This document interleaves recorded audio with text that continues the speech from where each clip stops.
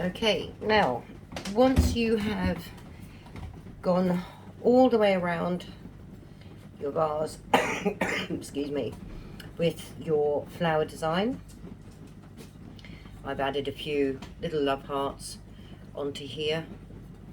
That is basically it. And obviously the underside has been done. Now, when I've stuck these flowers on, the process obviously was with the Mod Podge. Once you've done the flowers all the way around, then go back again and then go over these flowers with the Mod Podge, just on these bits of the flowers here. Dry it and very gently smooth your hand over as you're drying. Again, something I will demonstrate in another project, probably a little bit more of an easier project. But after every application of Mod Podge, once you dry it, make sure you very gently rub, or my technique is just to tap. So once you've Mod Podged there, as you're drying it, tap it if you can. At the same time, I normally leave the hairdryer down on the side and I drop this down so it's in the draft of the heat, and I just tap it, which gets rid of any creases it might have. So that's the final, as far as I'm not going to add any more to it. Now the final coat I will actually put on the vase now. It's a heavy duty wood varnish. Now this is fantastic. Not saying this is going to be anywhere near heat, but this covers for heat, it's dishwasher safe, it's all the rest of it. But like I normally say to anybody who buy my products, if you can help it, please don't put them into the dishwasher, because you never know.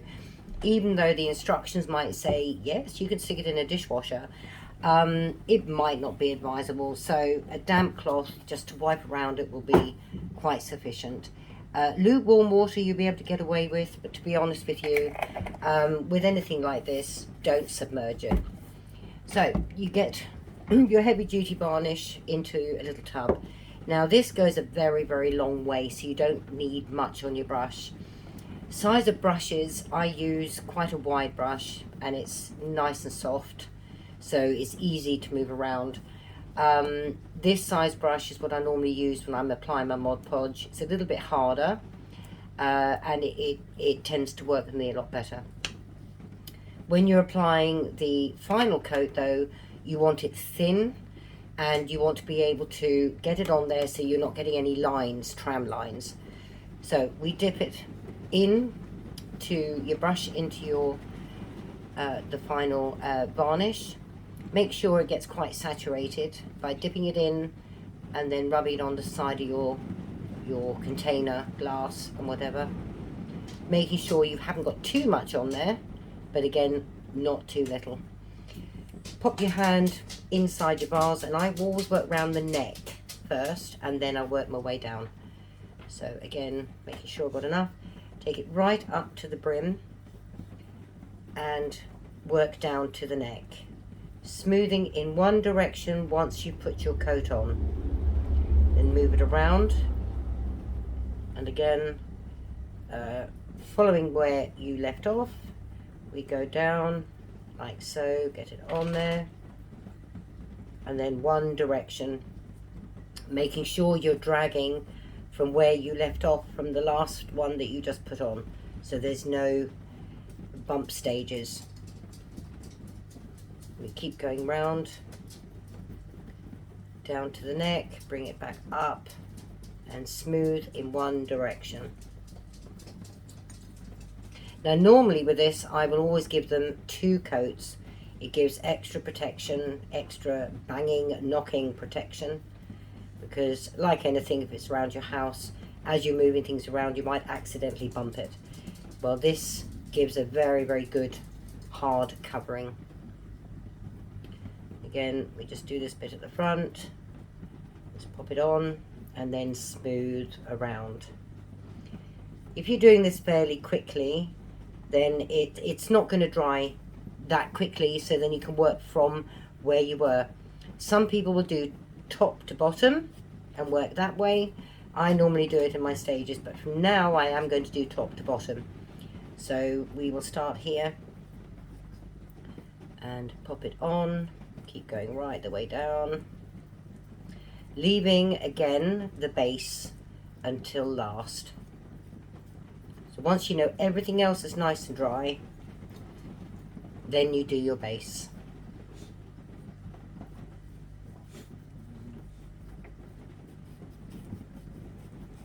When you put this on, it is quite, what's the word? It's thin, and sometimes actually it's quite hard to see. So again, by dragging it back over where you have just done, you are guaranteed to catch any little bit that possibly might have been missed. Remember, once you put it on, slide it over and work in one direction.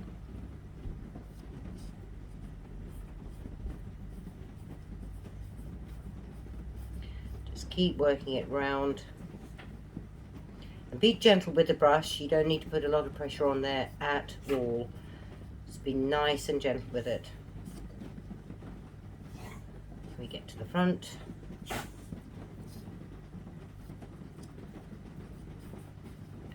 And you will find actually this is a matte finish, so you won't get a high shine to it.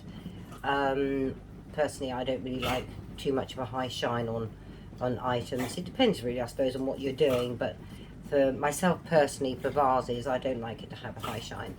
But as it's wet like this, yes, it's very shiny, but then when it dries, it will be fine. Now don't worry when you get round to the side where you started and you go over it, it doesn't matter. Don't play with it, just get up to where where you started your round the vase, and just very gently, you'll actually feel that you're at that point because it becomes very tacky. So once you've done that, and that seems to be a nice coverage, again, just picking up any little bits by flicking, making sure you haven't got any runs, because that will be disastrous if you do. And again, this is wonderful stuff to work with because you can actually go back and play with it. Meaning, like I'm doing, you won't be able to really rub it, but just flicking any little bits that might look a bit thick, especially around your letters. So once you've done that, then we will get the hairdryer out and we'll give it a quick blast. So excuse the noise.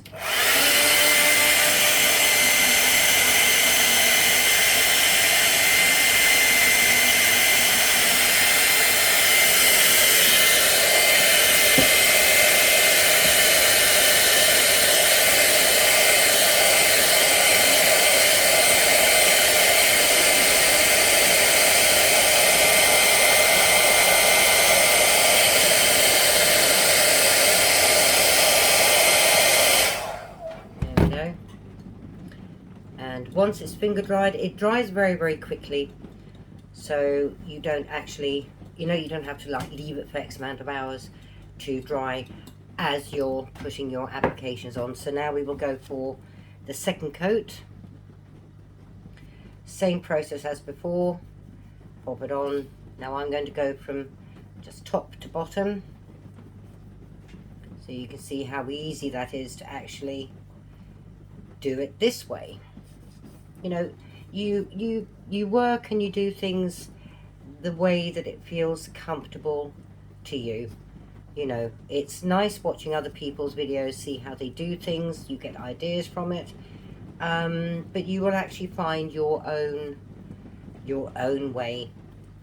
Now, as you're applying this second coat, it can feel a bit sticky. Don't worry about it, because it's only where you've got the other coat on underneath.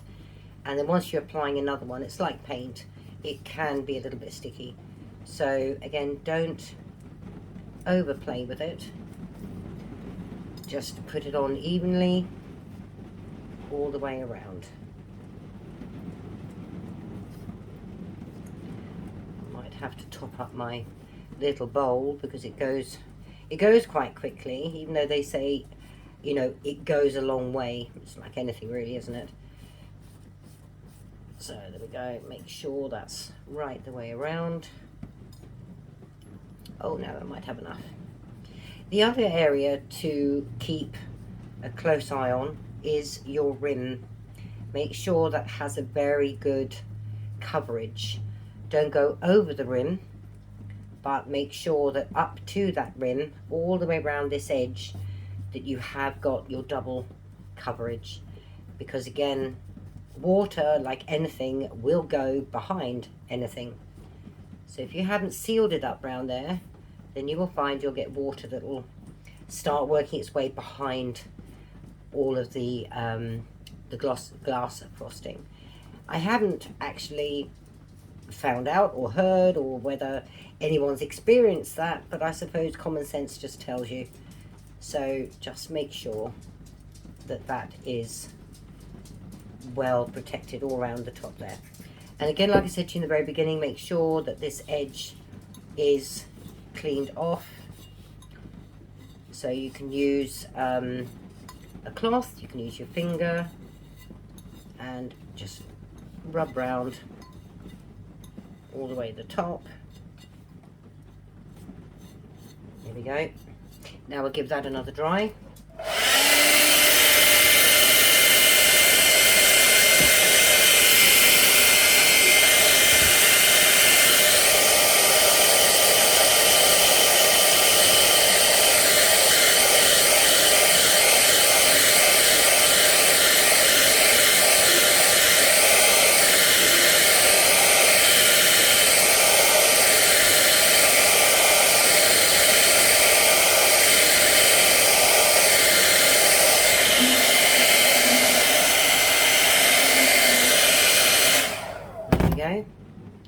Now we're just going to do the base. Now the other, again learning the hard way, is when you go to put this somewhere to dry, a lot of the time you think, oh, just put it on the sideboard and it'll be fine, and you know, it's hand touchable, so it won't stick to anything. Well, that isn't particularly true. It does stick. So as it dries, be very careful that you don't pull off all the underneath, which again, if it's left in a position for a length of time, you know, it will draw, especially if you get anywhere near a heater. So the ideal thing to use when you are ready to put it somewhere, grease-proof paper is a godsend, is a God-saver. Let's try this.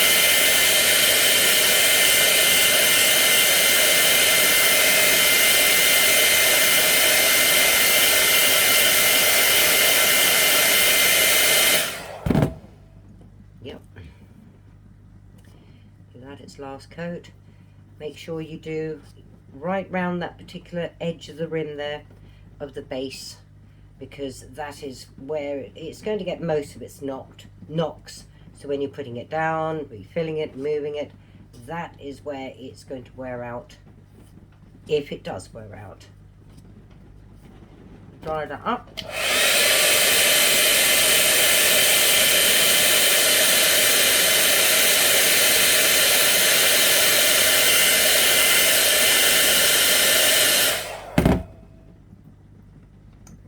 Perfect. So there you go.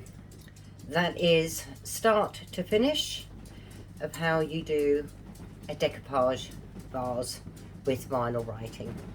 So again, like I just mentioned to you, you put it onto grease-proof paper.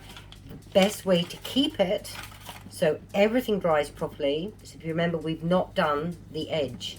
So what you do, very gently, have your vase, doesn't matter what vase it is, let it dry upside down. So then you know that the base and all this rim here, everywhere, is drying nicely. If you have that the other way around, the air won't get to it. So this is where I will now go and put this somewhere where it's just medium warmth in a room, not over hot, and definitely not near a radiator. And that is basically it. So thank you so much for joining me. I hope this helps anybody who is interested in having a go. It's easy, it's very time consuming, but it's a lovely reward at the end of it when you get a beautiful vase, even though you're looking at it upside down. But yeah, so I will be putting this on my page, the vase, and if anyone is interested, then, you know, give me a shout, and you know, we can see how it goes from there. So anyway, that's it. Thank you so much indeed, and I will see you again in my next tutorial. Bye bye for now.